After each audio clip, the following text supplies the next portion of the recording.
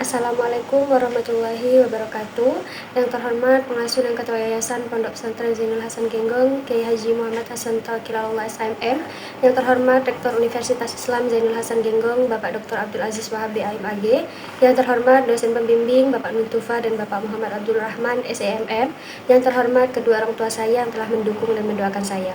Perkenalkan, nama saya Anissa Turadia, NPM 211207310302, Program Studi Perbankan Syariah, Fakultas Ekonomi dan Bisnis Islam.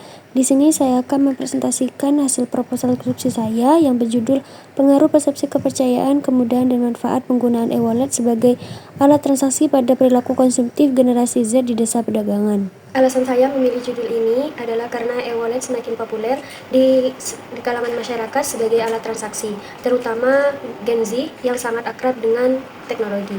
Gen Z lebih cenderung menggunakan aplikasi digital untuk berbagai aktivitas, termasuk transaksi keuangan, sehingga judul ini relevan untuk memahami perilaku konsumtif mereka dalam konteks adopsi teknologi keuangan tersebut. Perkembangan teknologi saat ini telah membawa dampak besar pada berbagai aspek kehidupan, termasuk dalam sektor keuangan. Salah satu inovasi di bidang teknologi keuangan adalah vintage yang menawarkan kemudahan dalam transaksi secara digital. Salah satu subsektor dalam industri vintage yang memiliki peran penting dan terus berkembang adalah e-wallet. E-wallet menjadi alat transaksi yang praktis karena memungkinkan pengguna melakukan pembayaran hanya melalui aplikasi di smartphone tanpa harus membawa uang tunai.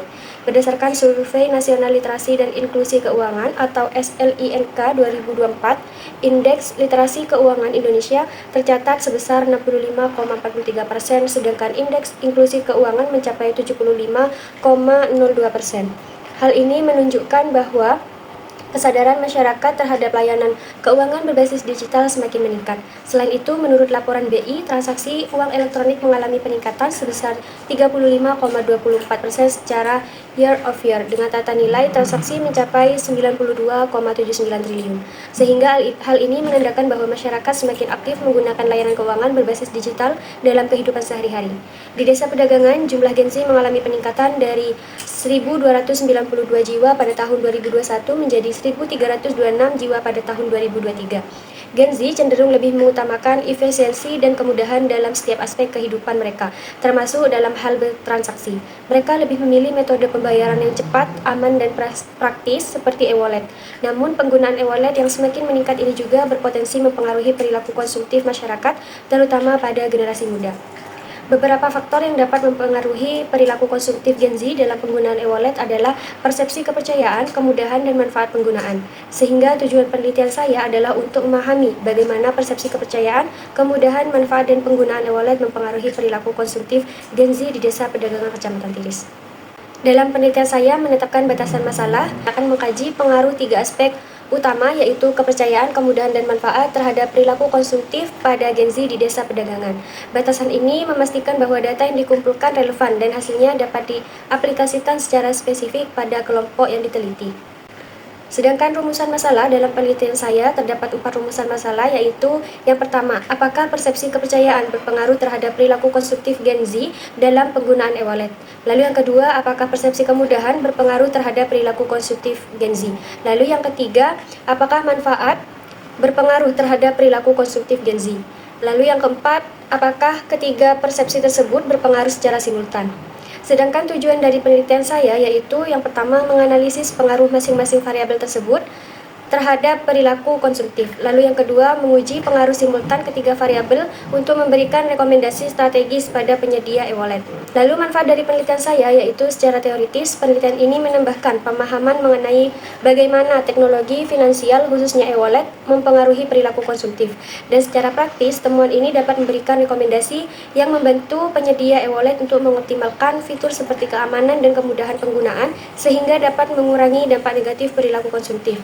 Selain itu, hasilnya juga bisa menjadi preferensi bagi pelaku usaha dan pemerintah daerah dalam mendukung dan mengarahkan digitalisasi ekonomi di desa.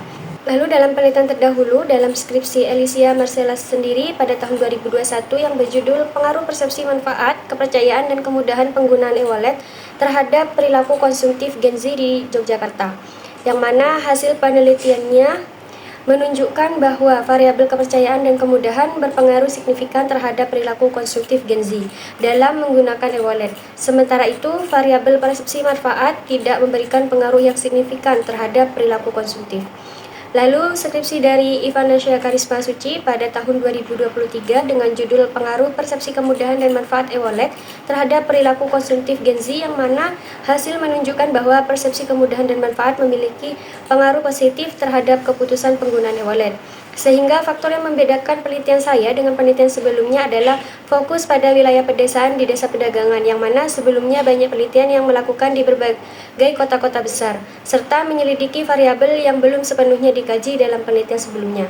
E-wallet dapat didefinisikan sebagai aplikasi atau layanan berbasis elektronik yang memungkinkan pengguna mengakses melalui smartphone dengan koneksi internet untuk melakukan transaksi tanpa perlu membawa uang tunai. Menurut Fatwa MUI nomor 116/DSM-MUI-9/2017 menyatakan bahwa e-wallet dianggap sah sebagai alat pembayaran apabila memenuhi beberapa ketentuan. Sedangkan dalam Peraturan BI nomor 7/46/PBI/2005 dinyatakan bahwa penggunaan e-wallet tidak diizinkan untuk membayar transaksi yang melibatkan objek yang haram. Gen Z adalah kelompok individu yang lahir dalam rentang waktu 1997 hingga 2012, yang mana generasi ini muncul setelah generasi milenial dan juga dikenal sebagai generasi Y. Kepercayaan dapat diartikan sebagai penilaian terhadap hubungan seseorang dengan pihak lain dalam suatu transaksi dengan keyakinan bahwa pihak tersebut akan bertindak sesuai harapan meskipun dalam kondisi yang penuh ketidakpastian.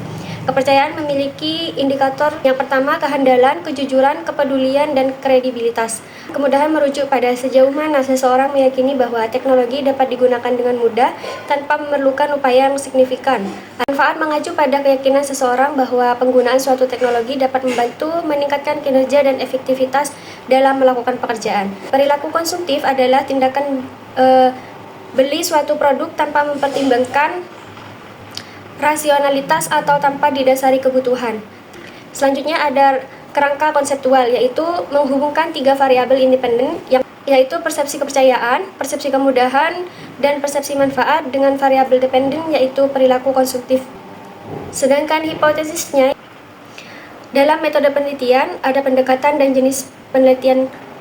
Metode penelitian yang digunakan adalah kuantitatif dengan pendekatan bersifat inferensial, yaitu menarik kesimpulan berdasarkan pengujian hipotesis secara statistik. Jenis penelitian yang digunakan adalah jenis penelitian korelasi, yaitu mengidentifikasi hubungan antar variabel populasi. Dalam penelitian saya, yaitu seluruh Gen Z yang berdomisili di desa pedagangan dan menggunakan e-wallet sebagai alat transaksi. Sedangkan sampel dalam penelitian ini menggunakan teknik purposive sampling dengan kriteria Gen Z yang berusia 17-30 tahun, berdomisili di desa pedagangan, dan seringkali bertransaksi menggunakan e-wallet.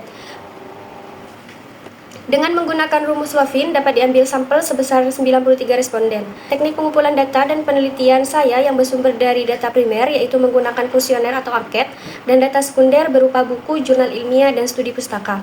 Dalam penelitian saya, instrumen pengumpulan data menggunakan skala Likert dengan daftar nilai dari 1 hingga 5 yang dimulai dari sangat tidak setuju hingga sangat setuju.